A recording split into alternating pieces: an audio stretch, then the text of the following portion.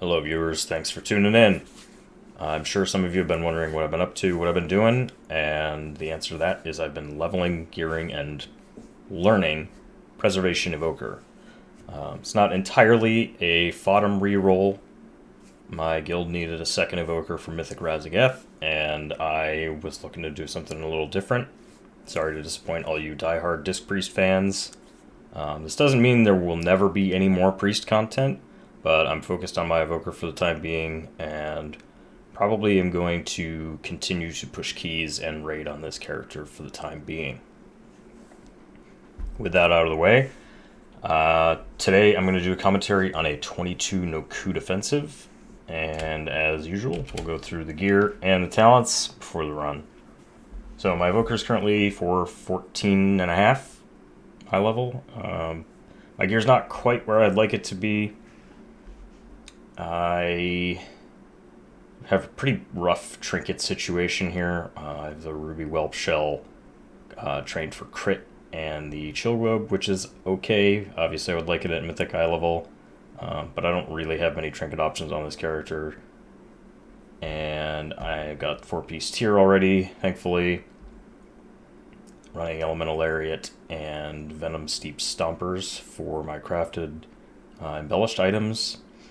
Most of my crafted items are crit haste, and my gems are haste crit.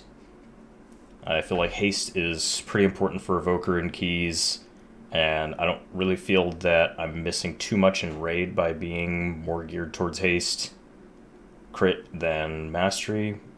Obviously mastery is your best healing stat, but do have another set that is a little higher mastery for raid. So currently, these are the stats that I like for keys. The talent build that I've been running, general use in keys, is this one. Important things of note are Temporal Anomaly, which I think has become pretty common for every Evoker doing keys now, and Resonating Sphere. You get a lot of value out of being able to apply Echo quickly without spending all your essence on it, manually echoing everybody. Energy Loop is very important for, I think, every TA build, because you need to be able to regen all the mana from casting 19,000 mana TA all the time. So Energy Loop lets you get a lot of that back by using Disintegrate. And let's see. On the class side, I move some of these talents around if I need rescue for a certain dungeon or short tail swipe. I will kind of play with this point and move it around to pick up whatever utility I need. And with that out of the way, we will hop into the run. Alright, here we are in plus 22 Nokhud Offensive, Tyrannical Spiteful Quaking from earlier this week. The group comp is Pot Paladin, Preservation Evoker, Destrolock, Devastation Evoker, and Marksmanship Hunter. So, not really an ideal comp with the triple ranged for Preservation, but we've been making it work in some 22s. And I feel like you just gotta train your ranged a little bit to stand together so you can all hit them with TA in your breaths. This is a pretty standard first pull for us. We will almost always lust here and just kind of get this big pad out of the way. I think this has become pretty standard pull for even pugs. I do waste a TA there. I had a full set of echoes going. You can see whenever my party frames are highlighted white, that means that person has echo. Things to watch out for in this pack are the War Spears. They do that charge that puts a bleed on your ranged, so you just need to pay attention to their health. And generally, you kind of want your least squishy ranged player standing the furthest away. There's a lot of counterplay for them as well. You'll see in a little bit we put down Hunter Traps in front of us. You can hit them with Landslide, all sorts of things to counter the War Spears. And plus, we have 2 bleed dispels plus bop in this group, so we're in pretty good shape for it.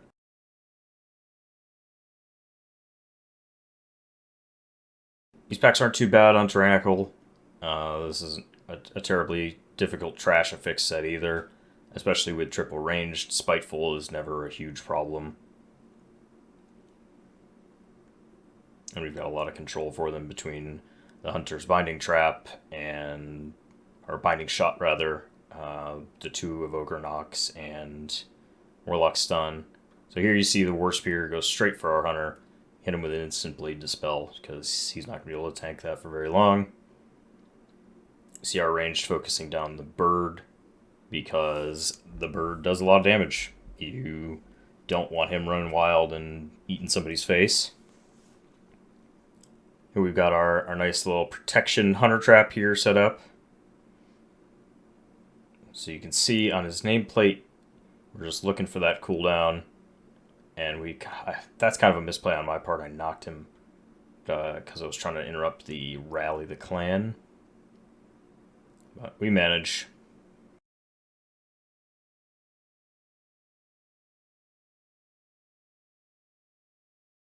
I think I go for... Oh, no landslide there. But Leia's got her Bleed Dispel. Really not a whole lot of problems with the War Spears with this comp.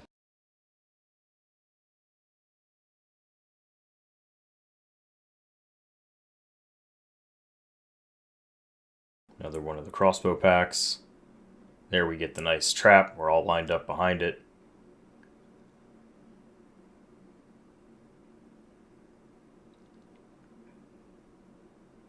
And just watch his CD.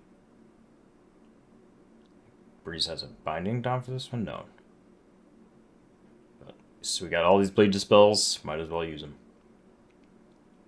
Here I could definitely be blanketing Reversion better. I'm noticing on all these packs. I need to just hit TA more often when it is off cooldown. Here I could be absolutely pressing another Temporal Anomaly and refreshing all my Reversions on everybody. Reversion on my unit frames is, or on my party frames rather, is the yellow square indicators. One for the echoed version and one for the normal version.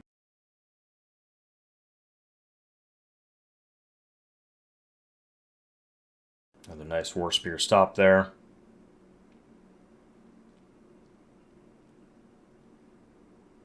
It's really the only mob in this pack that I focus a lot of attention onto, or in most of these packs that I put a lot of attention into, is that War Spear, because everything else just kind of whacks the tank, and the multi-shot does a little bit of damage, but nothing that, you know, from a healer standpoint, you need to be terribly worried about.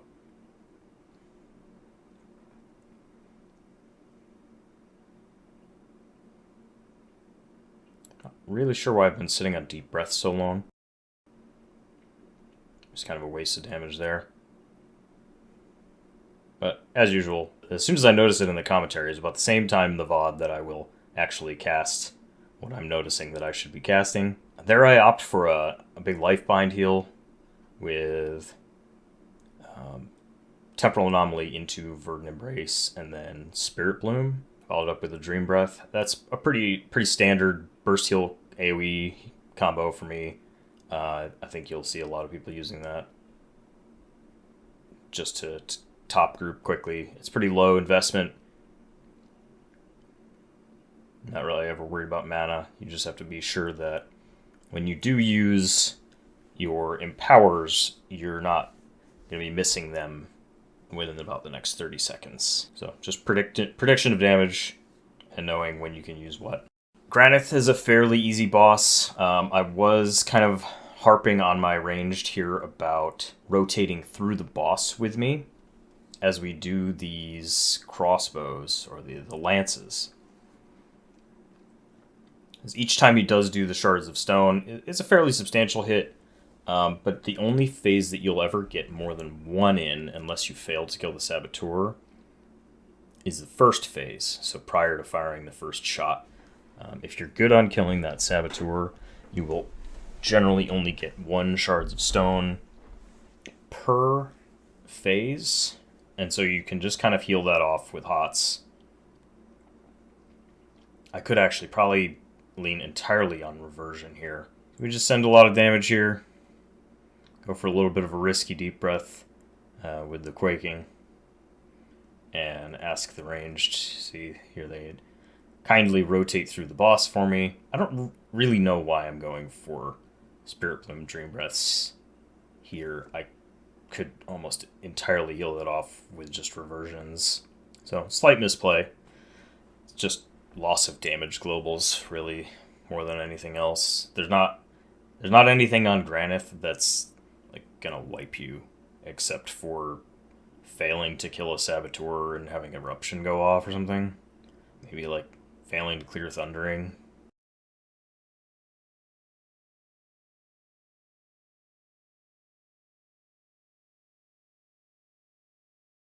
So the range rotating through, so I can keep hitting them with TAs. Go for a little Zephyr there. Not any reason in particular. Nobody was going to die to that, but sometimes you just press it to press it. I'm not going to need Zephyr again in the next 2 minutes.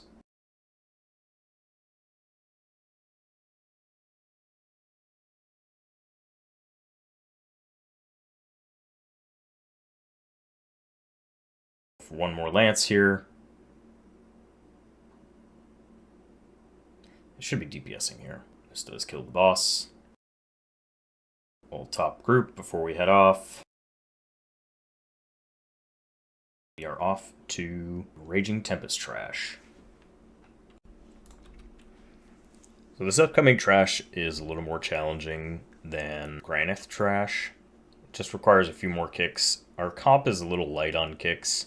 Thankfully the Prot Paladin covers our triple ranged kick situation.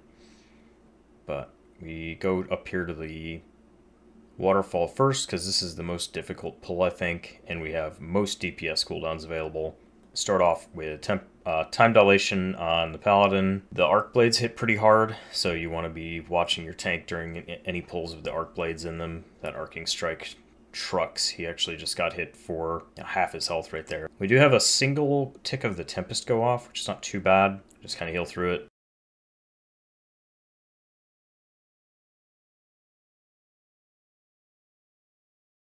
I think I probably could have committed Stasis or maybe tip the scales to heal up a little faster. We could probably have had a situation where somebody died to an unkicked Stormbolt while they were low.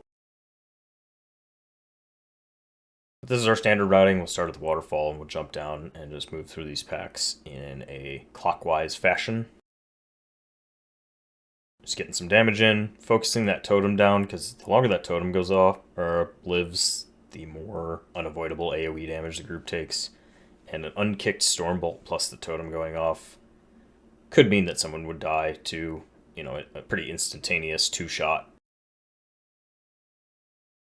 So we do have a lot of these Stormbolts go off, just because we are now moving into the next pack and not super diligent about kicks. But it is fine. We're definitely more focused on kicking trash on Fort Weeks. Something we could stand to improve on Tyrannical, I think.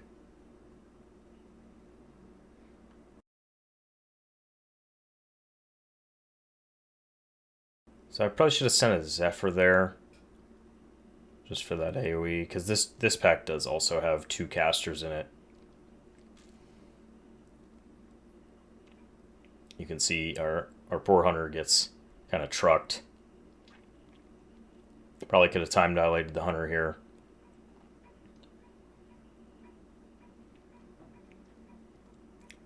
Definitely should have pressed deep breath sometime in the last however long it's been off cooldown now. That's something I need to work on. Deep breath is a little intimidating to use sometimes because it'll get you killed. And you can't heal during it. There's kind of a weird animation lock at the beginning and end of it. Another time dilate on our tank. So he's got 2 Arc Blades again in this pack.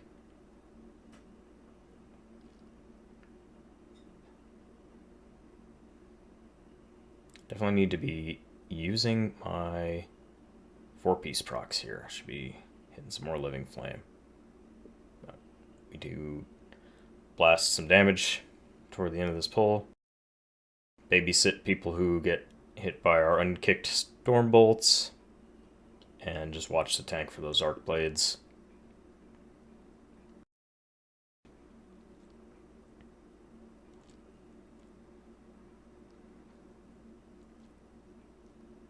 So none of this trash particularly threatening on a Tyrannical 22, as long as you kick most of the things. So here we perfectly group up for that Chain Lightning, which was a bit of a misplay. I think nobody realized that it was happening.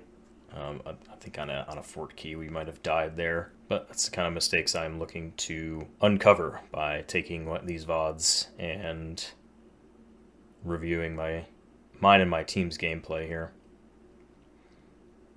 The Storm Shields, you do need to purge that shield off of them, because if it doesn't get broken by damage, it does actually do a fair amount of damage to the group. Here I ask to kill the Spites so that I can top up mana before the second boss here. This boss I think a lot of healers are intimidated by, especially on Tyrannical, and I think especially as an Evoker with 3 ranged, it's a bit of a unique challenge. And I don't play this perfectly, but we do manage to get through it. So in the between phases here for the lightning strikes, you generally do not want to commit any of your empowered spells. So no Dream Breath, no Spirit Bloom. If there's an electrical storm coming up soon, you cannot really use any of your empowers before the storm comes up, because you will need them. So I misplay this first storm a bit. I don't have good echo coverage going in. I don't have good orbs going in. I only have 5, I think, for this entire storm. We send Sack and Time Dilation on the Hunter, which is a misplay, but I do go for a full echoed Verdant Embrace into Spirit Bloom into Dream Breath, and then lock that in stasis and release it, which will generally cover 1. So there I failed to save our Hunter. So he leaves Storm with half HP and Time Dilation ticking on him, and I just don't quite have enough juice. I probably should have called for his Health Stone there, or not overlapped Sack and Time Dilation, but we do get him up. So there, I'm safe to use that Dream Breath to top the group before the Lightning Strike, because Electrical Storm is not coming for another 30 seconds. Here I just am aiming my TAs the best I can to try to get everybody topped up before the next Lightning Strike. You can pretty safely Living Flame here to top people if you need to, as long as you are not using your Empowereds, because you need them for the Electrical Storm. So this storm, I think we go with Leia's Zephyr into my Rewind. You see I let everybody tick pretty low there. Shoot a pretty bad TA. I go to the Lifebind Emerald Communion. That's a pretty big misplay, I think. I probably should have just cast a Spirit Bloom on myself, and maybe Health Potted would have pulled us through that. So the last storm is starting to look pretty spicy because I have no Communion, no Rewind, but I do have Tipped Scales up, or coming up. I do have Zephyr coming up, so I'm starting to look at what I need to do for this next storm and how to get everybody there and not die to lightning strikes. So you see I lean on a lot of manual echoes into reversions to maximize on Golden Hour for the lightning strike, because it's such a large hit that the Golden Hour heals for just a ton. And I am actually sitting here just Living Flaming people with my 4-piece procs to top them up before the next lightning strikes and before the storm here.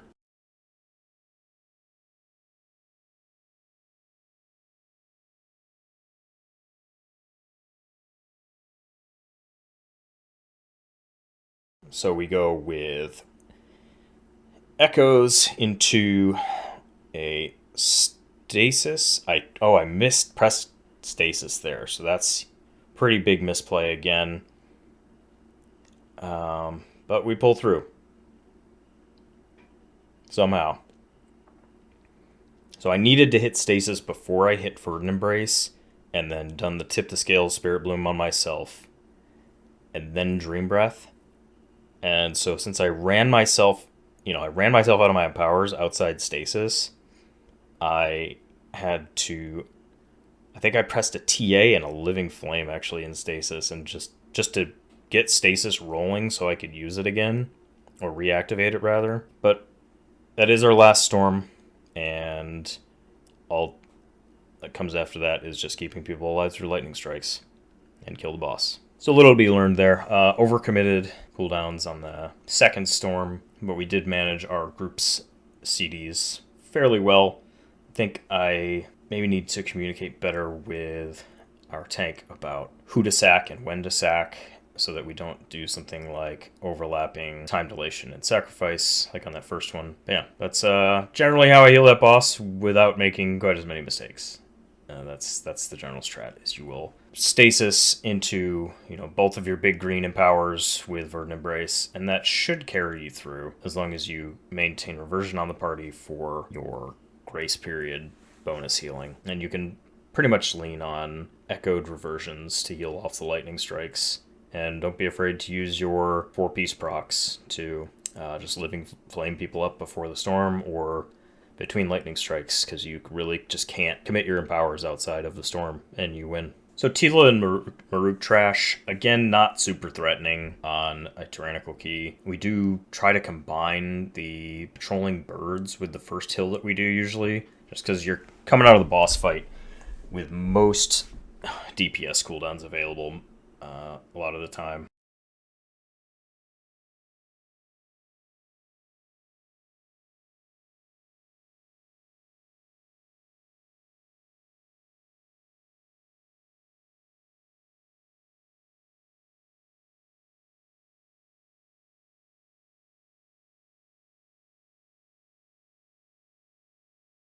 So there I hit a Zephyr just to mitigate some of the damage from the Shatter Soul, which I think works. It doesn't look like we took a ton of damage from that.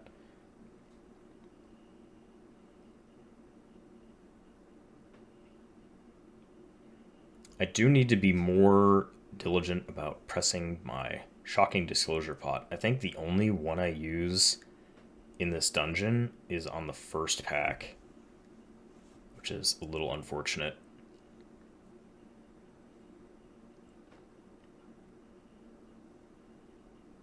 Yeah, these packs on Tyrannical are basically just kick the Death Bolt volley and keep the tank alive. And he even does a pretty good job of doing that himself. So spend a lot of time DPSing here.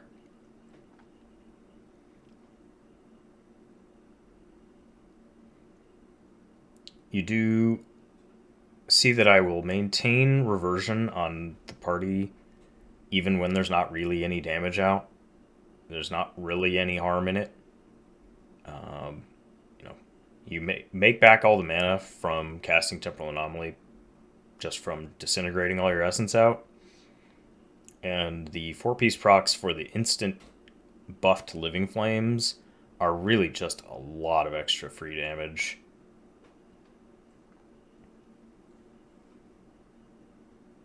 We do have Leia get killed by a Spiteful there. I think everybody was kind of focused on the new mobs and not realizing that the old mobs were dying. So we had a lot of, we had about 4 spites spawn, and everyone was just, worried about new kicks on the new mobs. But mistakes happen, and we recover. Yeah, that's my general response to just kind of unavoidable minor incoming group damage is Temporal Anomaly into Reversion. Works fairly well. Apply liberally.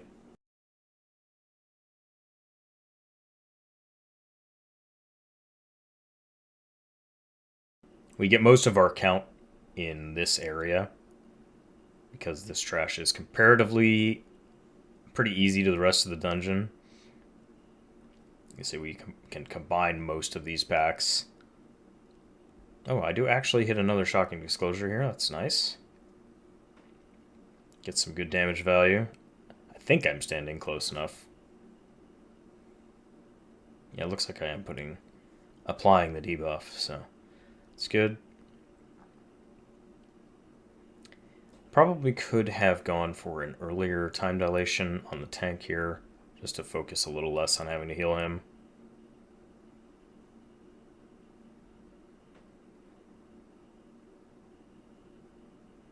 Overall, a fairly clean pull.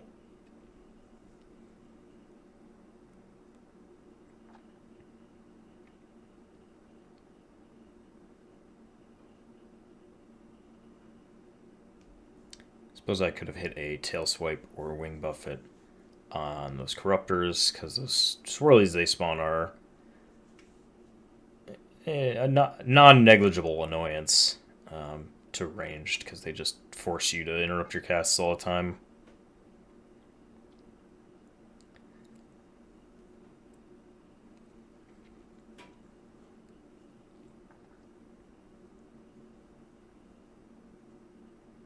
And you just kind of plug away at this trash. I think we actually go for 100% count here, because we are doing the tech that skips the final 2 Centaur mini-boss guys before the last boss, which I will explain when we get there. They're just kind of inefficient and take a long time to kill for how much count they give.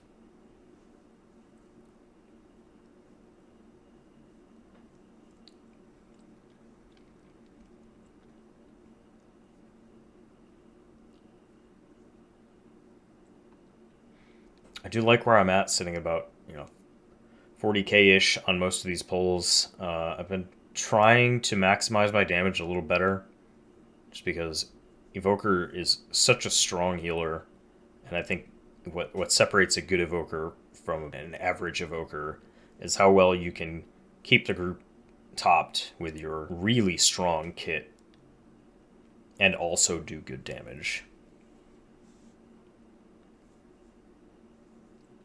I don't think we're quite at a level where healer damage is the determining factor in whether we time keys, but the faster stuff dies, the less you have to heal, so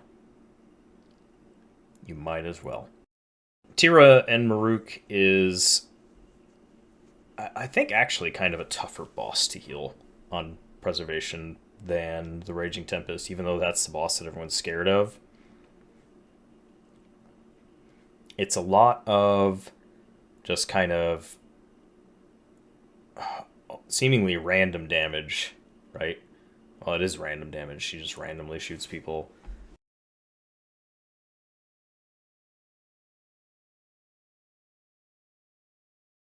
We do have Leia die there. I honestly should have just popped my echoes there prior to the Gale Arrow, because people were low. I'm not really sure why I was sitting on them so long. Definitely need to hit a wall there on Gale Arrow on Tyrannical. It's very hard, but we get it back up and have an unfortunate tornado incident, and I think we decide to save the B-Res here. This is also a little unfortunate.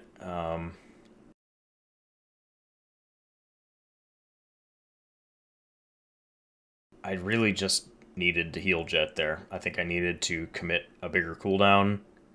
I did actually have Tip the Scales and Spirit Bloom available, Emerald Communion available. Just needed to press some kind of button to save him there. This one's a little tough to watch. I definitely do not play this boss very well. So there I definitely needed to time dilate Breeze. He lived by the skin of his teeth.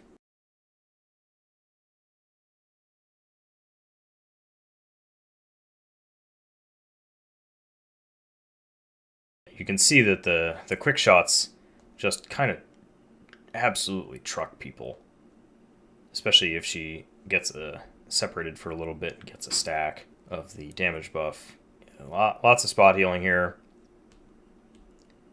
You just have to be careful about what you use and when. I think I could absolutely be more liberal with my use of my empowers on this fight, because you don't need to instantly top group after Gale Arrow anymore, because she does wait a bit to start shooting. But it does help a lot to have an indicator of who's getting shot by that little arrow indicator on the party frames. That is the dungeon targeted spells weak aura, I believe. We do manage to pull out the rest of this fight, though. Down 1 DPS. Makes our timer a little spicy.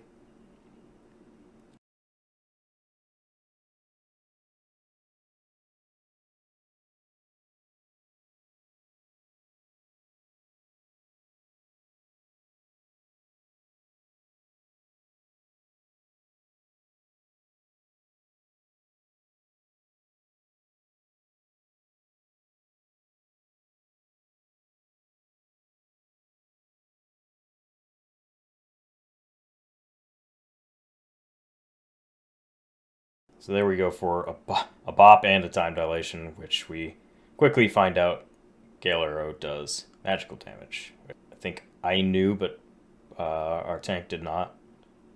But his heart was in the right place.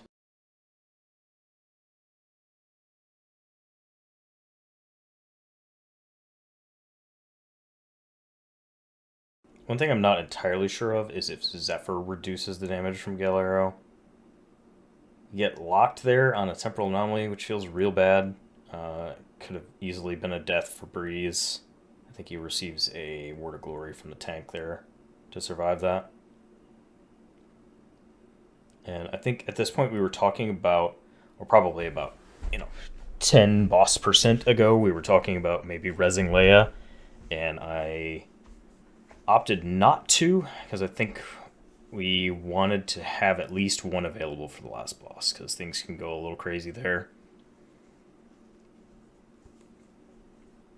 Needed to press Stasis there. Needed to press Emerald Communion at some point during this boss, even without Lifebind and Echoes, just to press it and, top group. I'm a little too conservative with my cooldowns sometimes, so it's a balancing act of not just throwing your cooldowns at nothing, but sitting on them too long when they could have saved somebody and you don't necessarily need them for an upcoming mechanic will cost you. And it nearly cost us this key. I think if we had had another death on that fight, we probably would not have timed. But you live and learn. I've only really been playing Evoker for about 2.5 weeks now, so that's the reason we do these. So we finished up some trash here before heading over to old Balakar Khan to hope that we don't get a quaking overlap with a static spear and I'll get one shot, which somehow still is not fixed. Yeah, so even when I don't do these videos or full VOD reviews, I will generally try to take clips of our wipes and see what went wrong, what I could have done. And a lot of the time I'm noticing that our tank will die, or someone will go down, or I will die with, health pot, health stone available, or my wall available, or, I could have hit time dilation on myself, any number of things. It helps a lot to improve your gameplay to just watch yourself play and identify those mistakes so that you can make fewer of them in the future. It doesn't do a whole lot of good to beat yourself up about it or, call things BS or whatever, or, say, oh, there's nothing I could have done. But it's usually something you could have done. So here's the tech. Here's how we pull this boss. The hunter pulls the boss, or the mini bosses, and then feigns, and we pull the main boss at the same exact time, and they will not aggro with him as they normally do. You do just have to be careful you don't run into them. So here we rotate our Cauterizing Flames on the tank for the bleed. Not a whole lot of damage here. I think we were just kind of praying that Breeze lived through that without a defensive. Thankfully, he did. And I'm kind of trying to reserve time dilation for the tank hits.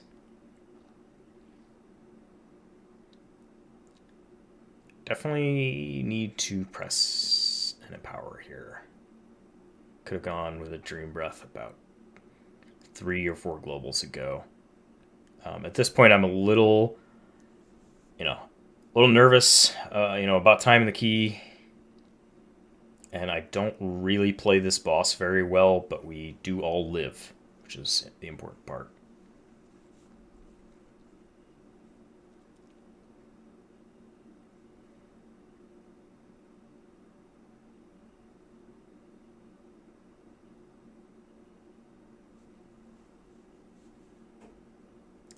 Really, all you're watching out for here is the Rending Strike into the Savage Strike will deal quite a bit of damage to the tank if they still have the bleed on them.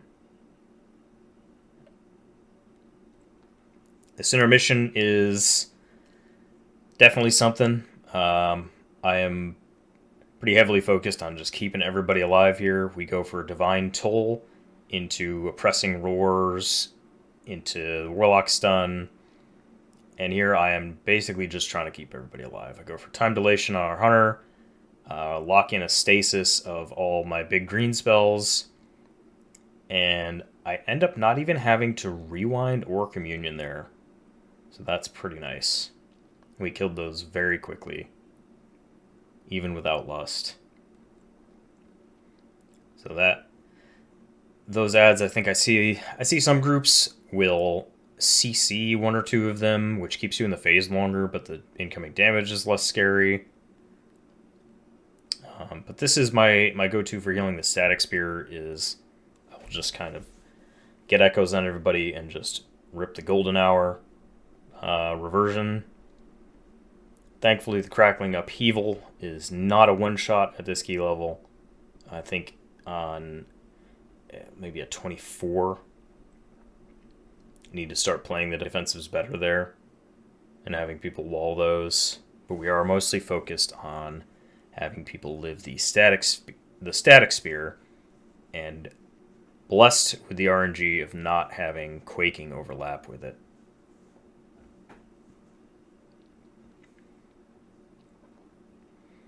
And a little top-down camera action. Just watching very closely these, blue swirlies, which will absolutely one-shot you on, I think, probably they start one-shotting pretty low key level, like a 17 or 18. And I am just in full safety gaming mode, just keep everybody alive. I think I do like 11k DPS on this boss, because I am clenching a little bit. Just want to time the key, want to play it safe.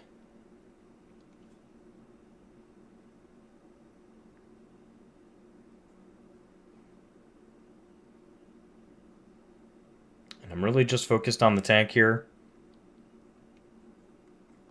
He was a little light on cooldowns for that last conductive, so I hit him with the time dilation.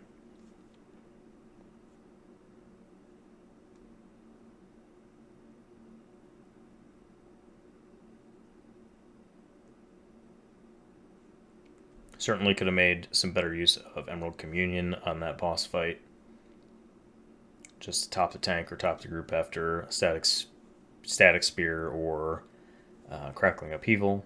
But we managed to time, and that is 22 Nokhud. So I had some requests to go over my overall damage and healing at the end of the key on some of my other videos, so here's that. We are looking at damage here, and I definitely could have done more. 25.2k is a little low for me. My goal in most keys is about a 30k, but I do tend to play a little more conservatively, more towards just keeping everybody alive on these IO keys. When a key is score for me, I just kind of play a little more careful, and not be too aggressive, spending all my essence on Disintegrate or pressing Living Flame for damage all the time. Sometimes you need those procs to do a little spot heal. Like I said earlier, I needed to use more Shocking Disclosure pots. Don't get a ton of value. I think I used 2 or maybe 3 over the course of the key. The Chill Globe's doing all right. You know, it's I just have it macroed into my Living Flame, and I don't think I ever actually use it for the mana. It's just a solid little bit of prio damage. I think I would definitely use another more DPS focused trinket if I had one, but Chill Globe's doing all right for now. Definitely missed some Deep Breath casts. Like I said, just played a little too conservative with the damage. Moving over to the healing side, lots of leaning on reversion here. You can see that with the ability to blanket it on everybody, you just have so much uptime on reversion, and it just kind of heals off any incidental damage. And then Dream Breath is kind of my go-to for larger, more sustained damage. I do try to cast Temporal Anomaly basically on cooldown. I also do a fair amount of Living Flame healing in this key that I don't normally do, but I am not unhappy about. I think some Evokers are very much in the never use Living Flame to heal camp, and I think you're missing out when you can do 7.6 mil healing just with, Echoed Living Flame 4-piece procs to top somebody off when you can't commit and empower is a lot of healing. So don't be afraid to do that, I think. Lots of life bind here. The bosses in this dungeon do kind of bursty damage, and then especially like the third boss, they'll hit you really hard, and then you need to be topped up immediately. You can't really just lean on Temporal Anomaly, Golden Hour reversions for that. Like, after the Gale Arrow, you have to top the group basically right away so that nobody gets killed by the next quick shot. But yeah, this has been a pretty good watch for me. I think this was one of the harder keys I think I've done so far on Evoker. Tyrannical, I think, is always harder to heal. And especially Quaking, you just get messed with. Well, it's like, man, I really need to heal right now, but it's Quaking. So I think that's another attributing factor to a lot of the Living Flame usage is, Living Flame is instant when you have a proc.